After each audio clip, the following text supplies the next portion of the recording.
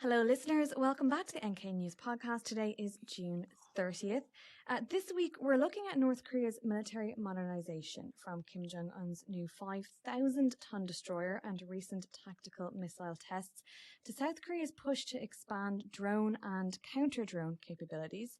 Then we're going to take a step back from the present and look at the moments when North Korea's history could have gone very differently.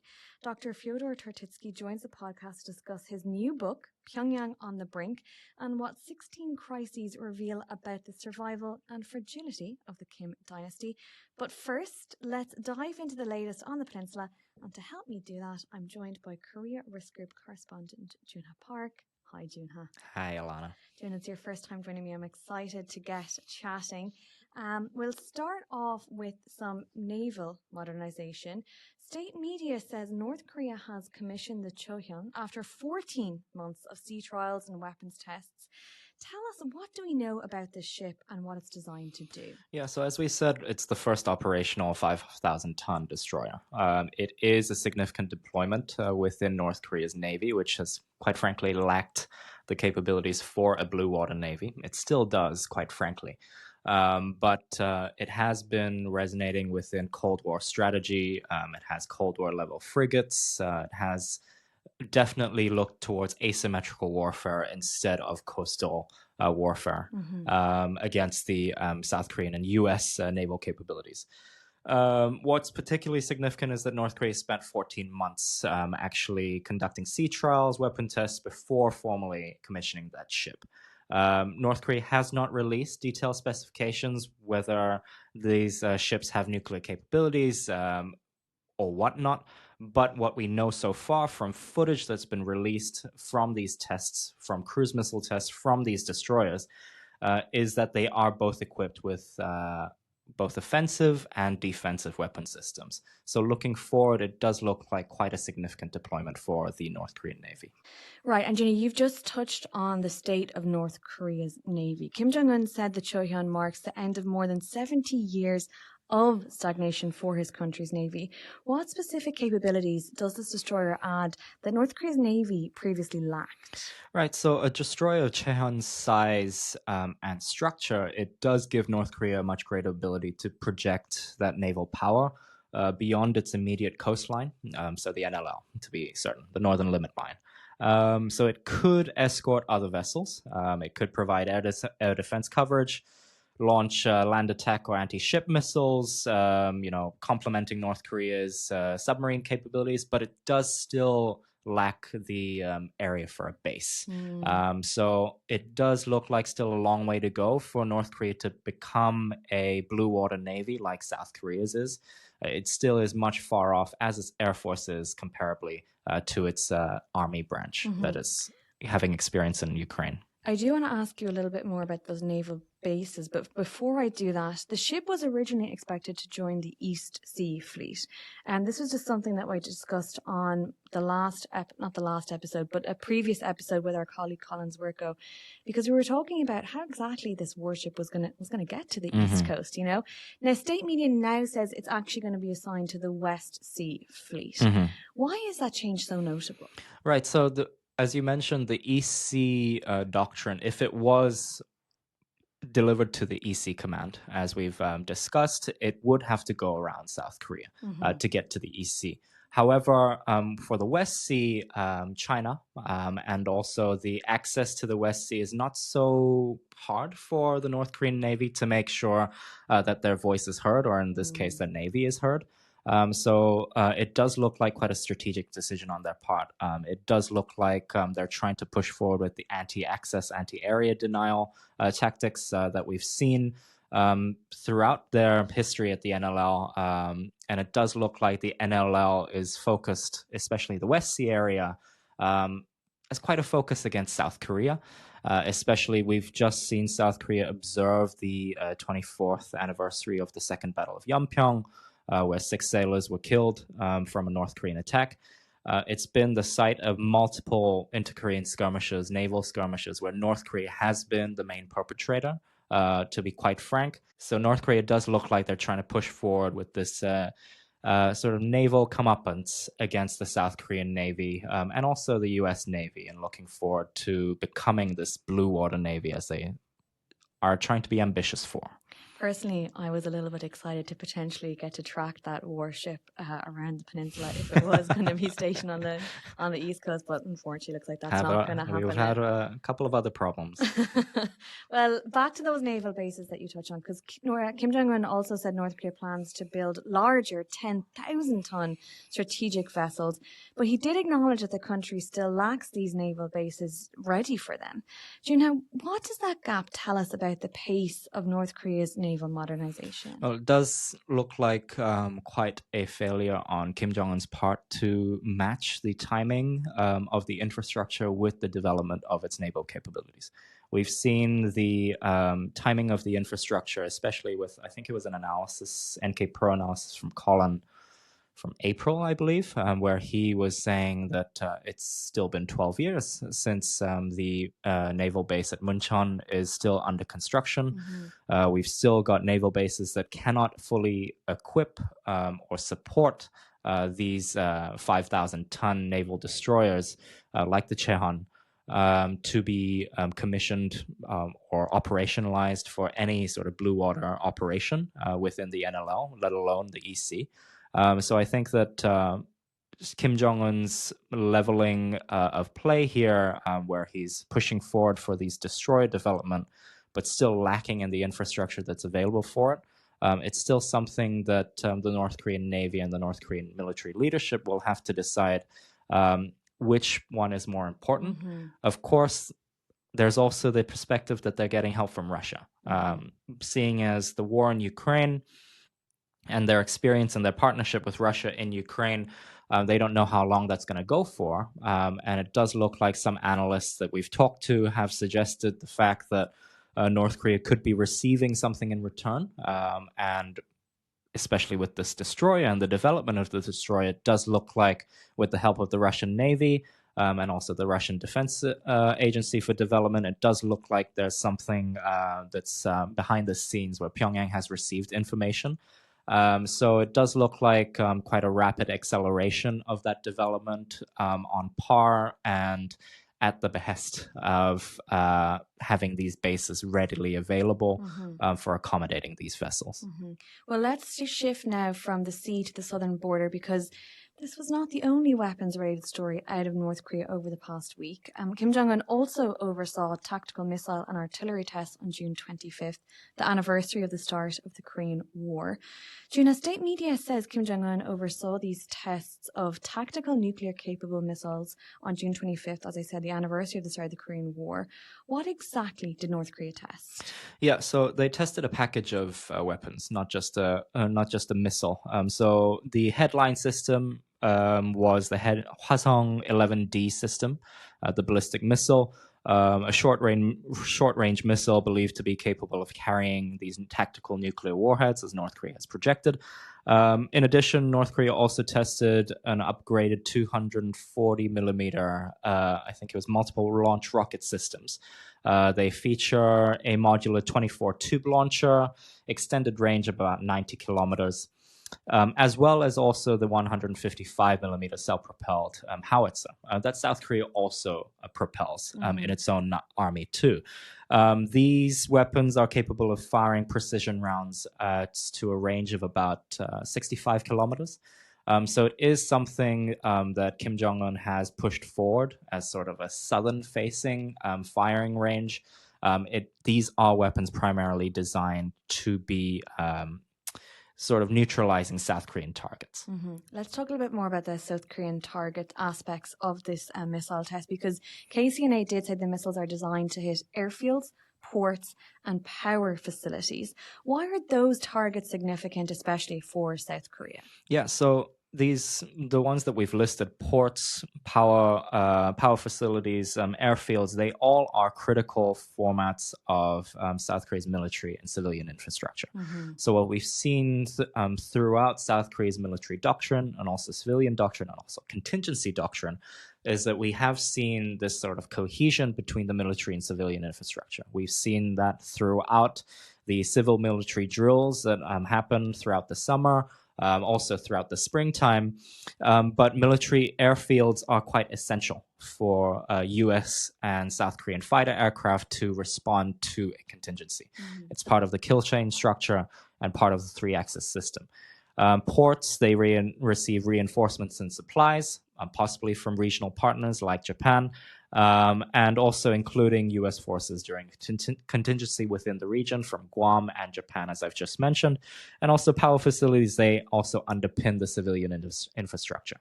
So all of the communications, digital communications that South Koreans will rely on in the event of a conflict to get around and also evacuate civilians in the case of an emergency, that will also be depleted. So North Korea is effectively targeting that so that South Korea's emergency doctrine within the start of a contingency is somewhat neutralized and very much impacted by North Korea's weapon systems that seek to cause a bit of chaos and havoc within the South Korean community. Right. Now, NK News analysis suggests the missile may have been fired southward towards an island target. Really interestingly, South Korea only publicly confirmed detecting the launch days later. Joon, what makes that unusual? Yeah, so South Korea's military usually provides an alert to journalists and also the South Korean public that a North Korean missile-looking projectile has been fired or launched.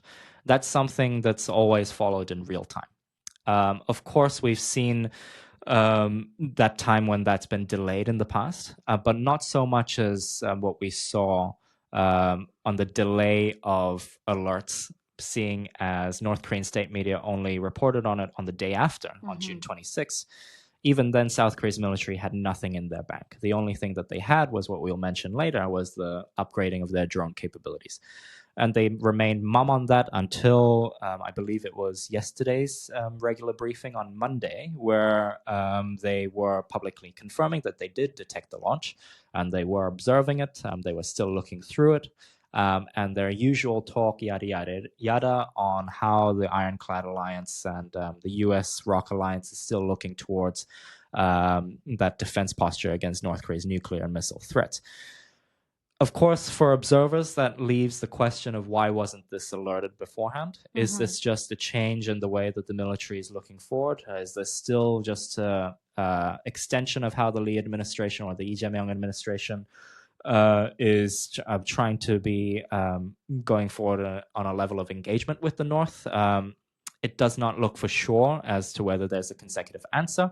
But I think that the South Korean military is not doing itself any favors in delaying the announcement for something that it's been doing quite routinely for quite some time. Right. Just to clarify, and again, for a bit of context for our listeners, it's not entirely unusual that we don't hear anything from the JCS until perhaps a day later. But what's particularly unusual in this case is that, as you said, Joon, JCS was mum for basically days. So I think that's, again, the unusual factor in this case. So while North Korea is building up missiles and artillery, South Korea is trying to prepare for a battlefield where drones play a much bigger role. Seoul announced a new plan to expand its drone and counter-drone capabilities. Joon, break it down for us. What are the main parts of this plan? Right, so we've got three pillars. So first, it's expanding offensive drone capabilities. So it's looking to rapidly procure more than 20,000 low-cost expendable drones, including reconnaissance drones, small loitering or suicide drones. It also plans to field its own version of what it's been described as the K-Lucas. They seem to put a K in front of everything these days. But basically what the Lucas is a long-range loitering weapons system. It's a drone that's been used by the U.S. Central Command, during the operations against Iran that we saw in late February and early March. We've seen the Lucas seen quite some success within the U.S. military. That's why the South Korean military is trying to incorporate that within its own system so it can target bases in Pyongyang, for example. Of course, we also see the second pillar, which is the counter-drone strike capabilities. We've seen South Korean anti-drone defenses being quite subpar compared to what we've seen from U.S. capabilities. It does look like South Korea is trying to ramp that up now. We've seen since December 2022, when the North Korean drone came into South Korean airspace, flying over the Blue House, taking quite a round over Seoul airspace. It does look like South Korea, that was a wake-up call. Of course, it's not the same doctrine that we've seen under the Yoon administration, but it does look like an upgrade from that, where it's much more meticulous, where it's looking for expanding, frontline units to rear areas, critical infrastructure, individual soldiers, where they can have these anti-drone defenses and these doctrines ingrained in them for warfighting capabilities. And then third, it's reforming how the military actually operates with these drones. We've seen talk since months ahead or months ago that the Drone Operations Command will be reformed. This is stemming from their alleged involvement, or now confirmed involvement, in the October 2024 drone incident, where a South Korean drone was seen in Pyongyang, basically dropping leaflets, anti-regime leaflets, across the Pyongyang floorboard. But we've seen that this was actually a pretext for Yoon Suk-yeol's martial law attempt in December 2024. So it does look like that the South Korean military is trying to disperse that now.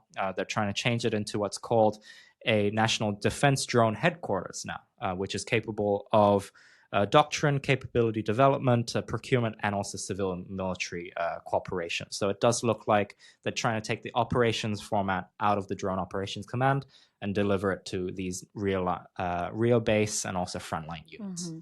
Unsurprisingly, officials have pointed to lessons from Ukraine and the Middle East, as well as North Korea's own drone development. Joon, you've touched on this a little bit, but why are drones becoming such a major focus for South Korea now? Well, drones are facing, or they are changing the face of modern warfare as we know it. Right now, even as we speak, operations in Ukraine and also Russia, they are incorporating these AI-based drones, or even autonomous or controlled manned drones for their operations. We saw in Operation Spiderweb hundreds of drones being used by the Ukrainians to neutralize Russian air bases. We've seen in the Middle East too, where drones have been used, as we've just mentioned, the U.S. Central Command, also Israeli drones that were targeting Iranian bases and also Iranian missile sites and also Iranian leadership bunkers. So we can see that drones are being used as a format and a basis for where warfare is being fought on the level of the speed in which someone can push a button the fastest. So we can see that from Seoul's perspective, drones are no longer a question of can we get it or not. It's a question of it's a statement of we need to get it fast.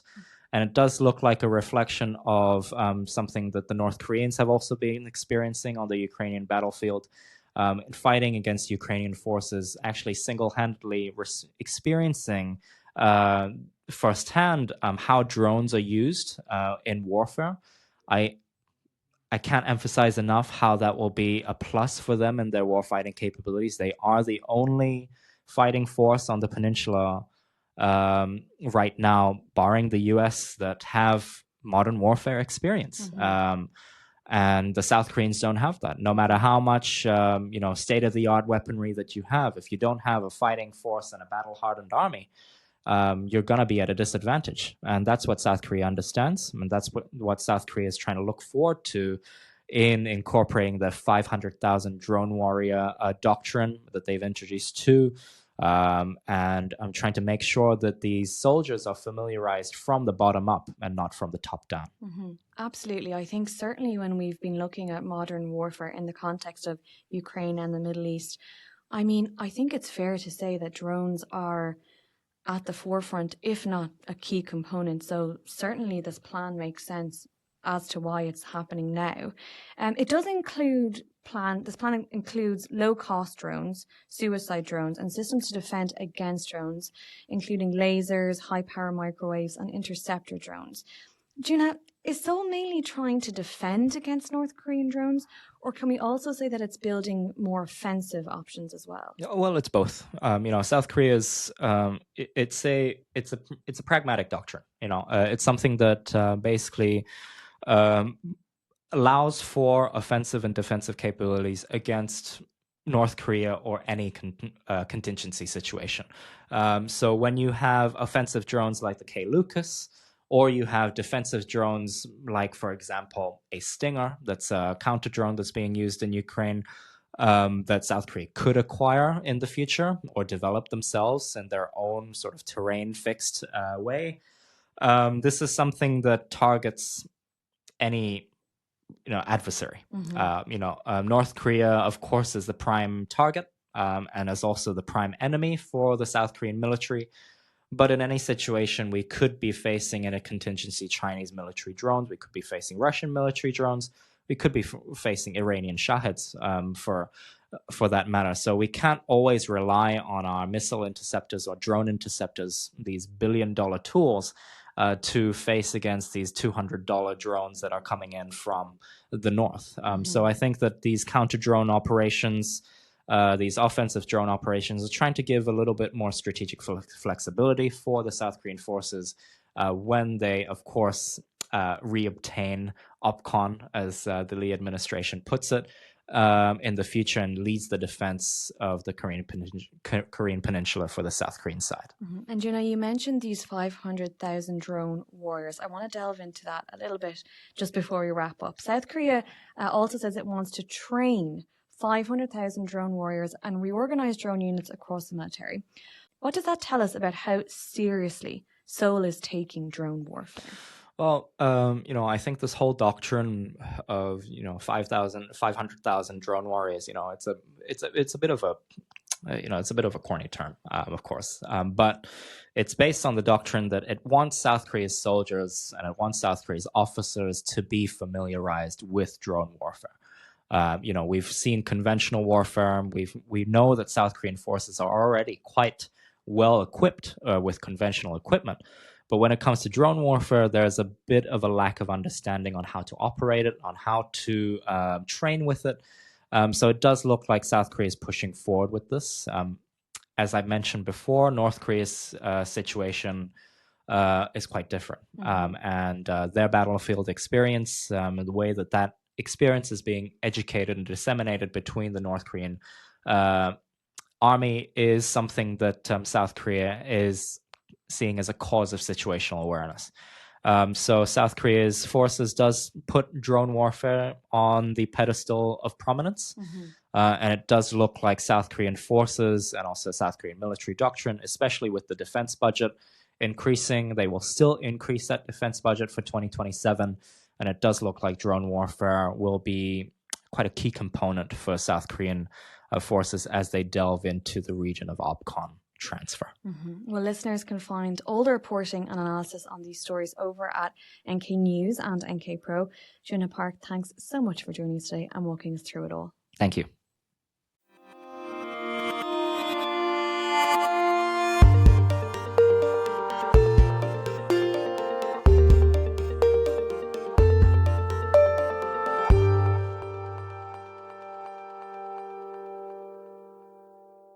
So we've been talking about North Korea's military posture today, the ships, missiles and drones shaping the current security environment.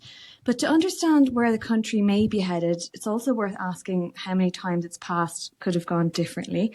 And to do that, I'm joined today by Dr. Fyodor Tertitskiy, whose new book, Pyongyang on the Brink, 16 Crises That Shaped North Korea, looks at 16 moments when North Korea's history could have gone in a very different direction. He researches North Korean political, social and military history and has authored several books in English and Korean, including Accidental Tyrant, The Life of Kim Il-sung and the North Korean Army, and is also a lecturer at Korea University. Fyodor, great to have you with us today. Oh, good morning. It's wonderful to be here. So, Fyodor, your book, as the title suggests, is built around 16 moments when North Korea's history could have gone in quite a different direction, to say the least.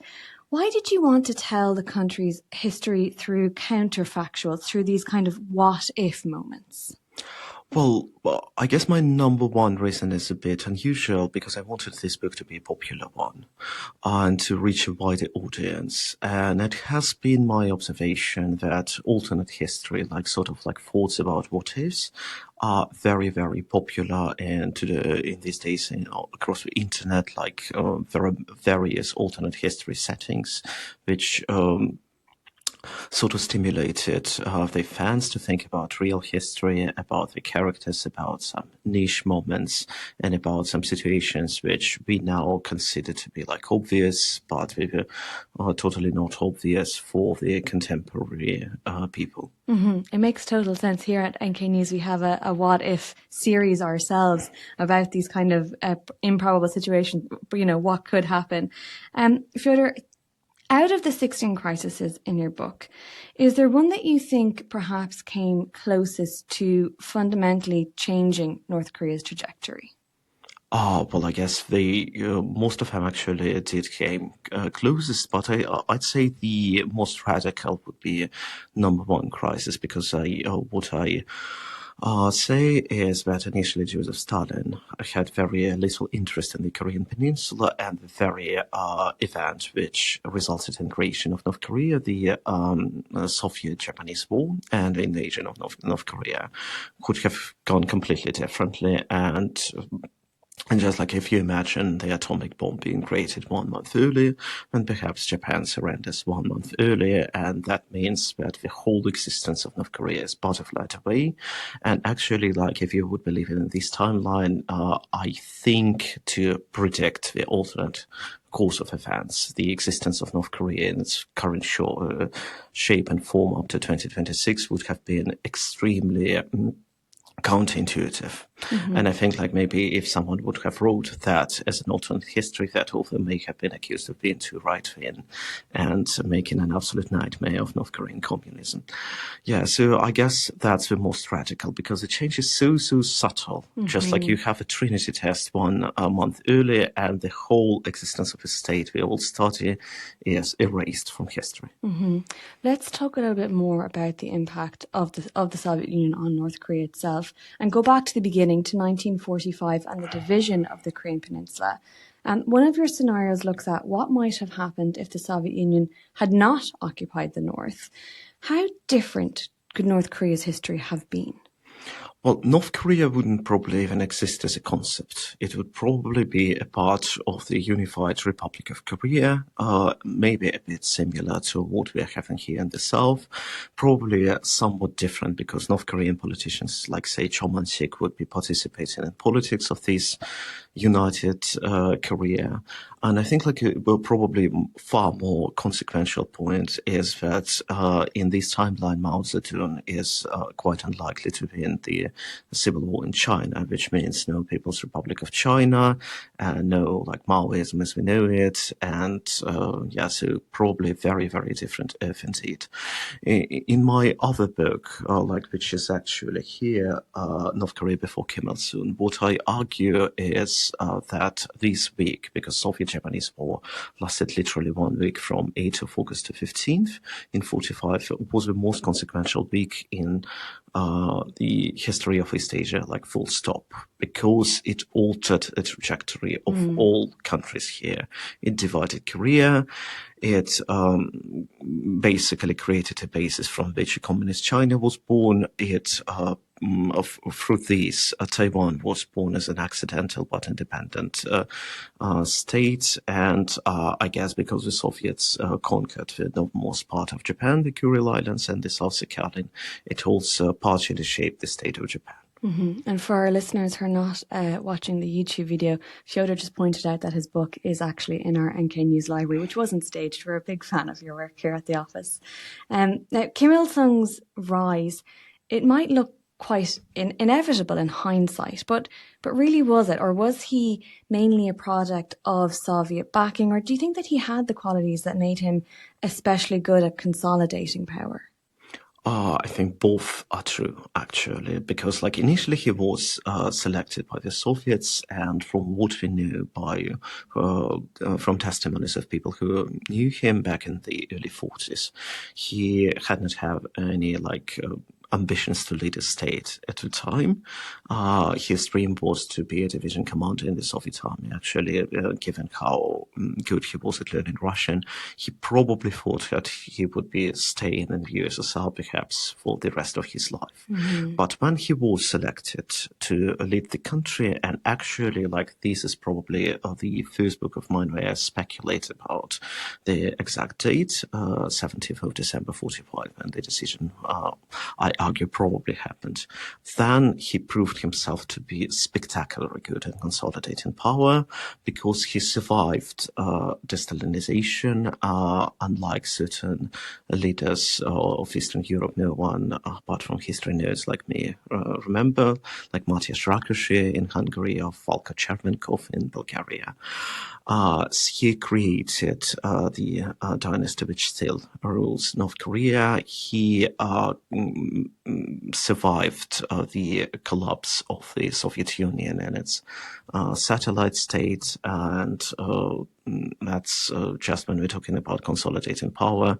Another of his major geopolitical success was manipulating the great powers, primarily the Soviet Union and China during the Sino-Soviet split, because he managed to position North Korea just in between of them and sort of milked both cows. And that's actually like the current extremely skilled North Korean diplomatic school was born roughly in the 1960s under him. And that's why North Korea is so good at manipulating the great powers with minimal resources. Mm-hmm. Well, moving to the Korean War, how close did North Korea come to disappearing as a state, especially before China intervened? Well, actually, that was, like, before China intervened, was the closest moment when it came to disappearing, because China was very reluctant to intervene. Well, when we are talking about China, we are actually talking about the sole man who made the final decision, Mao Zedong. And twice he said no. He officially said no to Joseph Stalin, and only after a great degree of pressure from Moscow, he very reluctantly sent troops to help North Korea. A comparison I'm making in the book is about another civil war, which I think is also semi-forgotten, the Greek Civil War, because there was a civil war in Greece, also between, let's say, capitalist and communist forces. Communists were ultimately completely defeated, and the leader, Nikos Zachariadis, was living in exile in the Soviet Union, where he ultimately committed suicide after contracting depression. And perhaps that could have been a story of Kim Il-sung if he were to be defeated in the Korean War. Another what if. Another what if, 16 of them. So the war devastated North Korea. But what did it do to Kim Il-sung politically? Did it weaken him, or did it ultimately help him tighten his grip on power? Well, so he was very good at divide and conquer, at manipulating his enemies against him. So the biggest set of crises came in 1956 after Nikita Khrushchev denounced Joseph Stalin, and after this wave of de-Stalinization nearly removed him from power. Well, at least it was a conspiracy, and at least a substantial number of people in the Central Committee considered it. But he was way more skilled in terms of political manipulation than his opponents. He was ready to make one step back when it was absolutely necessary, ultimately to make 3 steps forward when the crisis would have waned. He was very good at pointing people against each other, because the anti-Kim bloc was only united by the mutual hatred of Kim Il-sung. And ultimately, he was very good at manipulating the great powers, because probably even the bigger crisis was not the challenge from within, but from without. In September 56, when an angry joint Soviet Chinese delegation comes to Pyongyang, and Kim manages to convince them that he should stay in power. Now, several of the chapters in your book, Fyodor, look at challenges or coup attempts against Kim Il-sung. Why did those efforts fail?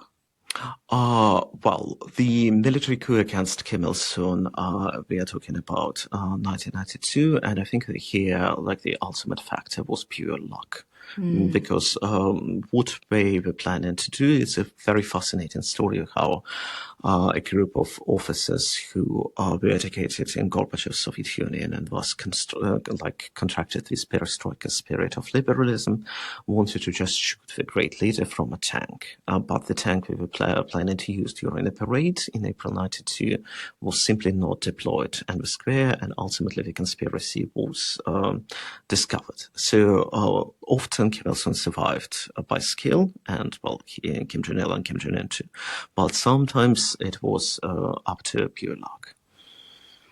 What did Kim Il-sung understand about elite politics that his rivals didn't? That you should not say all the things you are thinking right now. I'd say, because lots of people there were quite emotional, and the moment they felt like saying something, they said something. Like even during this 56 crisis, documents have records about some people who are annoyed with Kim Il-sung directly telling him off to face. And Kim Il-sung understand when he had to shut up, when he had to pretend to be sorry, when he had to pretend to be lenient. So he knew like some basic things about how to manipulate human beings. I guess he learned them in Manchurian partisan units in the 30s, because one of the most traumatic events of his life was a massive purge of partisans in the 30s. And at the time, if you didn't know how to lie, how to fake remorse, you would have surely been killed. If we step back and look across all these crises, what mattered most for North Korea's survival? Was it repression or ideology, institutions, foreign support, or as you've touched on in some cases, just luck? Well, I guess there would be several factors, including all the ones you mentioned, because yes, like leadership's resilience, yes, foreign support, and I think foreign support partially is based on North Korea's geographical location. It's very conveniently located in between like Japan and South Korea on one end, and China and former Soviet Union, and now Russia at another. So it looks very convenient, at least like for Beijing, as a buffer state. I think if North Korea would have been in Africa, they would have struggled a lot with simply attracting attention of the great powers. The system of dynastic succession is very important, because each subsequent ruler has a massive ideological incentive not to criticize his predecessors. Well, monarchies are one of the most stable forms of authoritarian governance, and I guess also the sense of Korea being a divided country, because the elite, North Korean elite, they sort of understand, or at least, they understood until very recently, that any kind of political change in North Korea, massive like regime change level, would probably result in the end of North Korea and by annexation of North Korea by the South, sort of like a German-style reunification, which is very, very politically dangerous for them, because it means that we can't just become the elite of the new regime, but we will all be removed from power. Well, yes, what Eastern German story teaches us, these people could only, these kind of people can only yield if they feel massive existential fear for their survival, like the East German Politburo did when they reluctantly approved reform. And then they do not, and as of now, of course, they do not. They have massive incentive to unite around the leader, because, if we won't be together, we will all be killed. That's what we think. Fyodor, your book goes all the way up to Kim Jong Un's 2020 health scare. Why did you include that episode, and what did it reveal about succession planning in North Korea today? I guess one of the motives was, of course, because I wanted to say something about the third leader, and I think that's the only episode where he could have come closer to having his rule ended. That's actually, by the way, what Anna Fifield argued in her book about Kim Jong Un, that the biggest threat to his leadership comes from a simple health crisis. So theoretically, yes, if he dies without a successor, that alone will spark a massive crisis around the regime. And let's not forget that Kim Jong Un himself was appointed the successor after a massive health crisis of Kim Jong-il, after his stroke of 2008, which I also discuss in the book.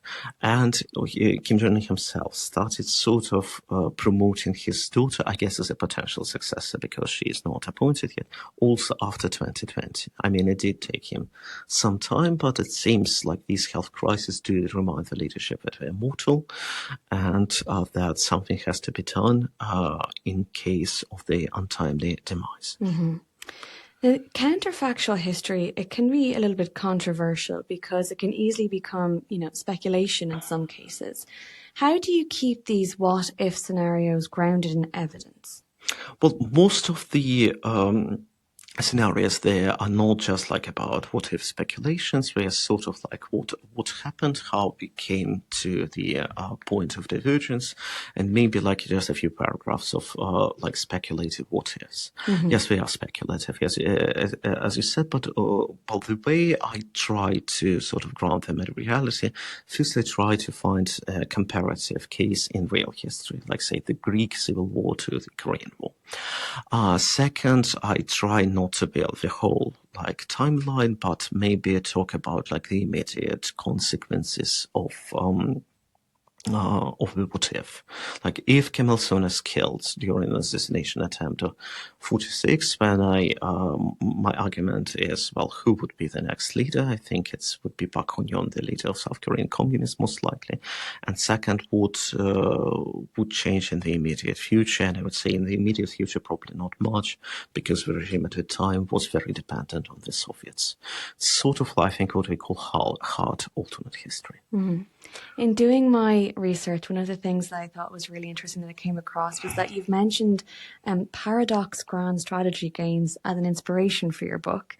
Yes, I did. For our listeners, maybe who aren't so familiar with these type of games, these are games where players can explore basically how history might have unfolded differently, if I'm describing that correctly. Fyodor, what did that format help you see about history that traditional scholarship sometimes misses? Well, I think it's a way to, like, it's a great education tool. Because, like, I think that there's alternate history modes like Kaiserreich, like the New Order, and many, many others. They provoke, especially the younger generations, to think about history itself. Because I think many, many people learned about, say, the Russian Civil War, or like on the United States during the Great Depression, simply by playing Paradox, which games specifically like Kaiserreich. It's a mode about the imaginary victory of Germany in World War I. And after you encounter some fine character like, say, Huey Long, there you would be incentivized to look up who Huey Long really was in actual history. So, yeah, I just think it's very thought-provoking, and I think what we can use it as an education tool. Basically, history is fun, and that's, I think, one of the messages of this book. Do you think Pyongyang on the Brink could be turned into a paradox game? Could that be next? Yeah, I think, well, not all of it, but maybe the 56 crisis, both of them, because you can, theoretically, if you would be making a mode about world in 1956, yeah, I think like two stories you could easily serve as a basis. Well, Fyodor, after studying all these near misses, do you think North Korea's future is more open-ended than maybe a lot of people assume? Short answer, yes. Long answer, I would say, like the probability of immediate change now, I think, is lower than at most time of history, because now North Korea seems to be quite stable, as it was, say, in the 70s and the 80s, and the time, like, there is quite a big gap in the book where no crises are shown, maybe because we don't know they happen, or maybe because we have no crisis. But ultimately, well, my favorite example here comes from Star Trek, because it was a Star Trek episode made in 1987, which predicted the existence of the Soviet Union in the 21st century, and the USSR was dissolved just 4 years later. So yes, theoretically something could happen. Like the most logical scenario you could think is a 2020 style health crisis of Kim Jong Un taking his life, because that would destabilize the regime. I think it's quite unlikely that we would immediately anoint his minor daughter as a successor, which means probably power struggle and lots of potential outcomes, lots of these funny scenarios. But one thing which I would like to say, even if North Korean regime would collapse, it wouldn't mean the end of history, like hugs, love, and paradise. And here I would like to explain actually this book's dedication, because it might be quite unusual. So I dedicated it to Eliza Dushku, whom listeners probably know as I initially knew as an actress, but now after her retirement, she is a mental health practitioner, and is the dedication is done out of my great admiration and respect to her, but mostly actually because of what she's doing now. Because this book, the book of healing, the book to help people deal with their PTSD, would be of paramount importance when it comes to North Korea after Kim's, because like probably the entire population, maybe, or well, at least the overwhelming majority would be enormously traumatized, and people wouldn't lack just skills to live in modern society. People would also lacks sufficiently healthy mental state. So once again, even if something is to happen, it will be probably only the start of the great and a very, very painful process of dealing with the legacy of the Kims. Speaking of the legacy of the Kims, after all these crises and moments when history might have gone another way, is North Korea ultimately doomed to remain under the Kim dynasty, or does perhaps history suggest otherwise? Is there another option? Well, of course, there are another options. No, like state, no country, nothing lasts forever. No regime, no dynasty lasts forever. So one day, yes, so one day it will end. The problem is when, because like North Korea entered in 2026 and maybe in the 23rd century, to refer to that Star Trek episode, it would be very, very different to in terms of consequences.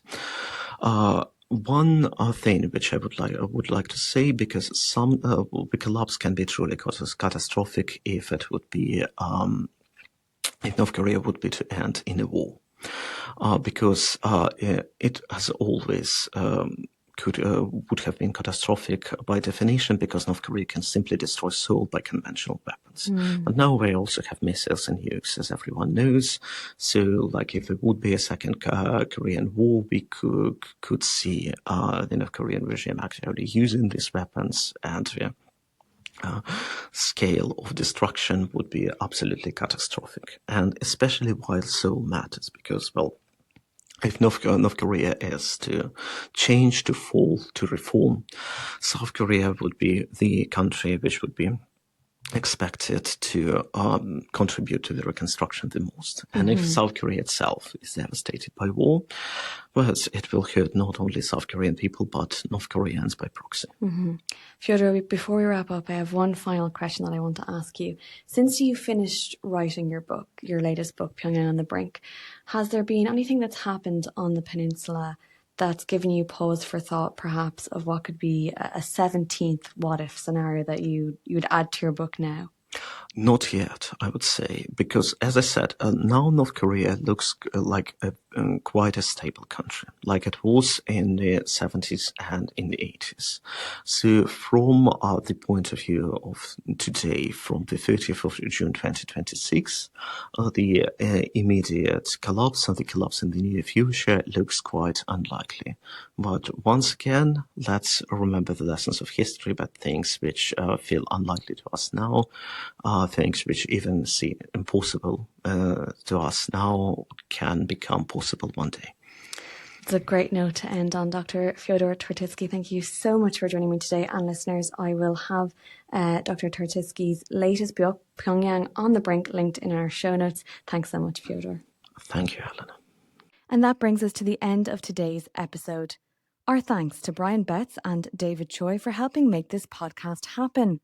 For more reporting, analysis and expert insight on North Korea, visit NK News for the latest stories and NK Pro for deeper analysis, data and research tools. You can also watch this episode on YouTube and be sure to follow us on social media for the latest updates, clips and behind-the-scenes content. I'm Alana Hill, thank you for listening, and we'll be back next time with more on the stories shaping North Korea.